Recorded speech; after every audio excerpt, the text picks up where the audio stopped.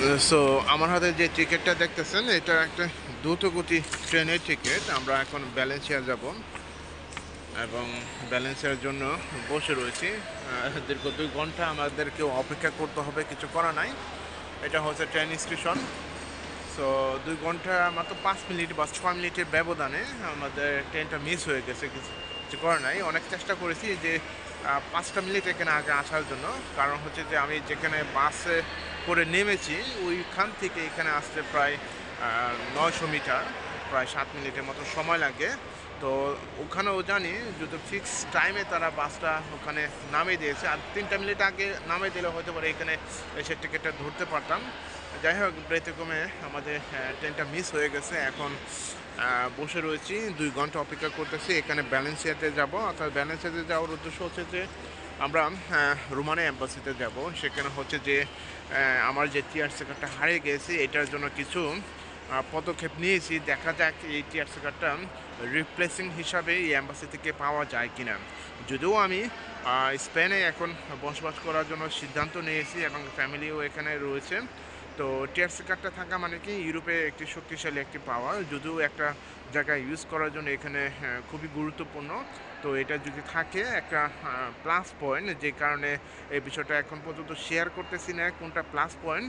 তো অবশ্যই আমি আপনাদেরকে শেয়ার করব। এখন যে জায়গাটার মধ্যে রয়েছে সেটা হচ্ছে আলিকান, এবং এই আলিকান থেকে আমি আপনার ভ্যালেন্সিয়াতে যাব, এবং ভ্যালেন্সিয়াতে যেতে এখানে প্রায় ফিক্স টাইমে আমাকে পৌঁছাবে 11টা 15 দিকে, অর্থাৎ 11টা 15টায় আমি ওখানে পৌঁছে যাবে। এবং আমি আপনাদেরকে একটু সামনের দিকে নিয়ে যাচ্ছি, যদিও এটা ট্রেনের স্টেশনের ভিতরে দিকে, এবং বাইরের অংশটা অবশ্যই আমি আপনাদেরকে ঘুরে ঘুরে দেখাবো।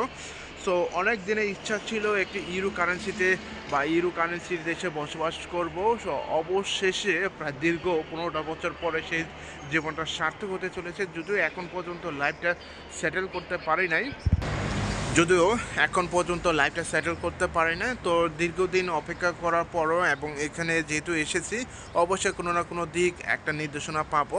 তো অপেক্ষা করতেছি দীর্ঘ 2টা বছর, অবশ্যই এখানে অপেক্ষা করতে হবে, অর্থাৎ প্রায় 24টা মাস। অর্থাৎ 24টা মাসের আগে এখানে ডকুমেন্টগুলো জমা দিয়ে যাব, যেটা দেখলাম এবং বুঝলাম কিছু কলিগও এটার জন্য প্রস্তুতি নিতেছে। তো হইতে পারে 2-1 মাস আগে এটা জমা দেওয়া যায়, কিন্তু এখন পর্যন্ত এটা প্রক্রিয়াটা সঠিক কিনা এটা জানতে পারতেছি না। তবে অনেকেই বলতেছে যে 24 মাসের আগে জমা দেওয়া যায়। তো এটা আলাদা বিষয়। এখন যেহেতু ইউরো কারেন্সিতে এসেছি, এই যে দেখেন আমার পিছনে যে ট্রেন স্টেশন, এই ট্রেন স্টেশনটা বিশাল বড়। আর যদিও আমার মোবাইলের পরিস্থিতি তেমন একটা ভালো নাই, কিন্তু তারপর আমি দুঃখিত, কিছু করা নাই। আমি অনেক চেষ্টা করতেছি ভালো কিছু করার জন্য এবং ভালোভাবে উপস্থাপন করার জন্য। তো এই যে বললাম যে 6টা মিনিট, আপনার 6 মিনিটের জন্য আমি ট্রেনটা মিস করছি। এখন আমাকে 2 ঘন্টা অপেক্ষা করতে হবে। ইউরোপে এই জিনিসটা হচ্ছে একটা ভোগান্তি। যদি আপনি একটা ট্রেন মিস করেন, দুরন্ত ট্রেন হিসাবে যদি মিস করেন, তাহলে অপেক্ষা করতে হবে নেক্সট ট্রেনের জন্য। সেটা 2 ঘন্টা অথবা 3 ঘন্টার পরে এই ট্রেনগুলো চলে। ডেইলি মনে করেন এক স্টেশন থেকে আরেক স্টেশনের ট্রেনগুলো যায় মনে করেন 9টা অথবা 10টা। ডেইলি ট্রিপ দেয় তারা 9টা থেকে 10টা। যেমন আজকে দেখলাম যে 10টা ট্রিপ আছে, গতকাল ছিল 9টা ট্রিপ। তো আমি সবসময় গুগলে, কারণ যারা ইউরোপে থাকে সবসময় তারা হলে গুগলে হলে সবসময় লক্ষ্য আপ থাকে, কারণ গুগল ছাড়া এখানে কোনো কিছুই আপনি করতে পারবেন না। যে কোনো জায়গায় যেতে হলে আপনাকে গুগলে সার্চ দিতে হবে, গুগল দেখতে হবে, টাইম টাইম টেবল বা শিডিউল সমস্ত কিছু গুগলে থেকে আপনাকে ইনফরমেশন নিতে হবে। ইভেন আজকে যে ভোর সকালে আমি প্রায় 5টা 45-এ একটা বাসে উঠেছি, সেটা হচ্ছে 3 মিনিট আগে, অর্থাৎ 2 মিনিট আগে আমি বাসটার মধ্যে উঠেছি। যদিও বাসা থেকে প্রায় 10 মিনিটের মতন লাগে, 7 মিনিটের মতো লাগে আমার বাসা থেকে এই বাস স্টেশনে আসতে।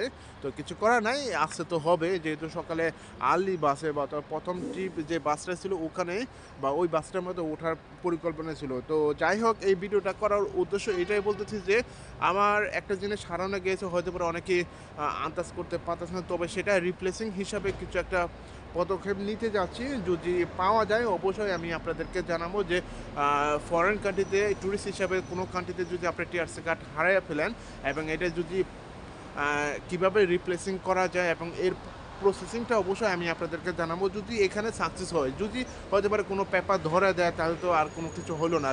যদিও জানি এখানে ফিঙ্গারপ্রিন্ট দেওয়া আছে, কারণ টিআরসি কার্ডের সময় আমার এই ফিঙ্গারপ্রিন্ট আছে, কিন্তু এখানে তো ফিঙ্গারপ্রিন্ট নিবে কিনা জানি না। যদি ফিঙ্গারপ্রিন্ট নেয় হয়তো পারে অন্য কোনো প্রসেসিংয়ের মাধ্যমে তারা এই জিনিসটা করবে। তো সবাইকে ধন্যবাদ জানাচ্ছি আমার এই ভিডিওর সাথে থাকার জন্য, এবং